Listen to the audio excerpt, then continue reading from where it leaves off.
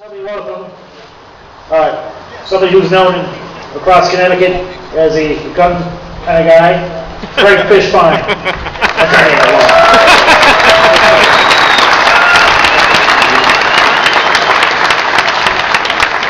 I want to start today by saying thank you. Thank you to the Connecticut Citizens Defense League, and thank you to all of you for coming here today. Thank you are two words that, when joined together, show someone else that you appreciate something that they've done. I have a mission for all of you. Over the next month, find out who your state representatives are. Find out who your state senators are. Find out how they voted on this gun bill. And if they voted against it, call them and say thank you. On the other hand, if you find out that these individuals voted in favor of this, you call them and you tell them no thank you to them staying in Hartford.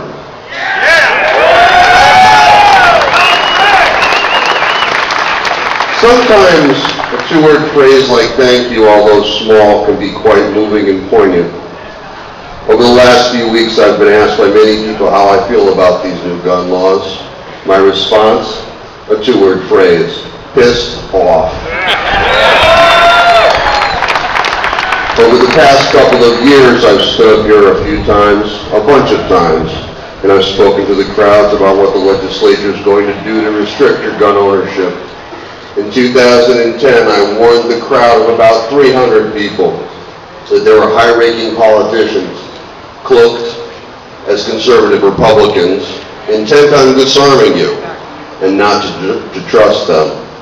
In 2012, I warned the crowd of about 500 that there were wolves at their door looking to take their guns away and to remain vigilant and not to go to sleep at all. On January 19, 2013, I stood up here and told the crowd of about 4,000 that the wolves were in their bedroom, hiding on both sides of the aisle, intent on banning guns, intent on blaming you for the acts of a crazy man, lured by the fantasy of video games. I also told that crowd to the legislature they weren't going to listen. They're going to go through the motions, and they're going to pass more ineffective, feel-good laws.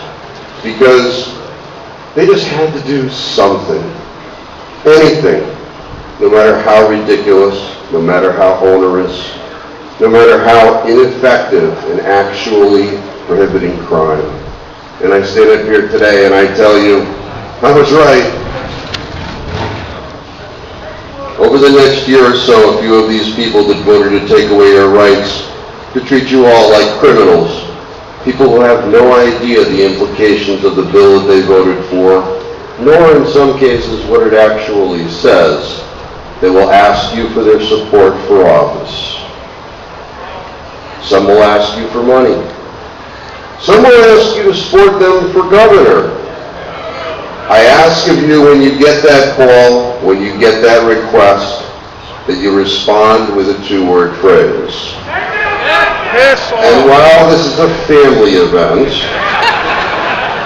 I will tell you that two-word phrase should merely be, no way.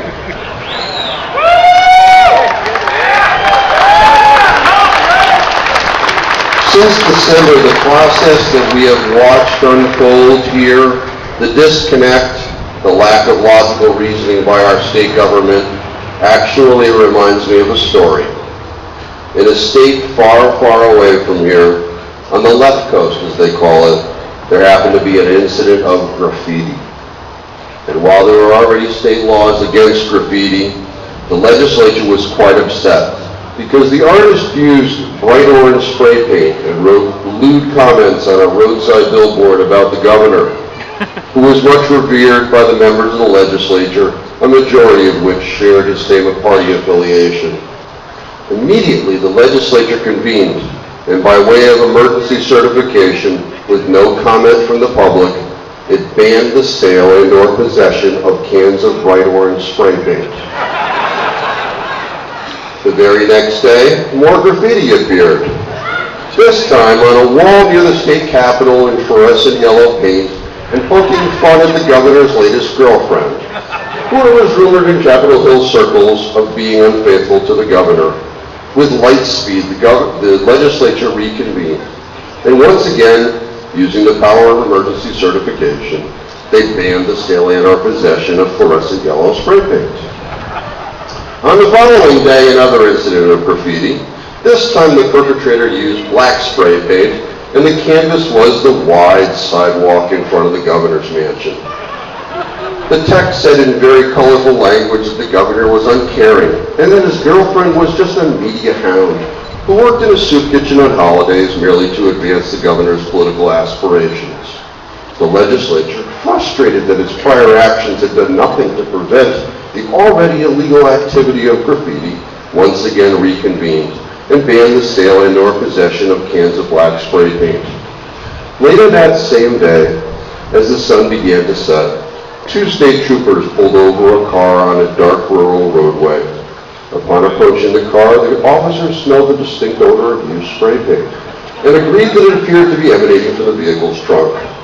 They asked the driver to exit the vehicle and if they could have a look in the trunk. The governor's son, knowing that he had been had, slid out of the driver's seat and opened the trunk. Inside, the officers found one case each of bright orange, fluorescent yellow, and black spray paint. Later that evening, the legislature reconvened, and recognizing its lack of logical reasoning, repealed all of its recent spray paint bans.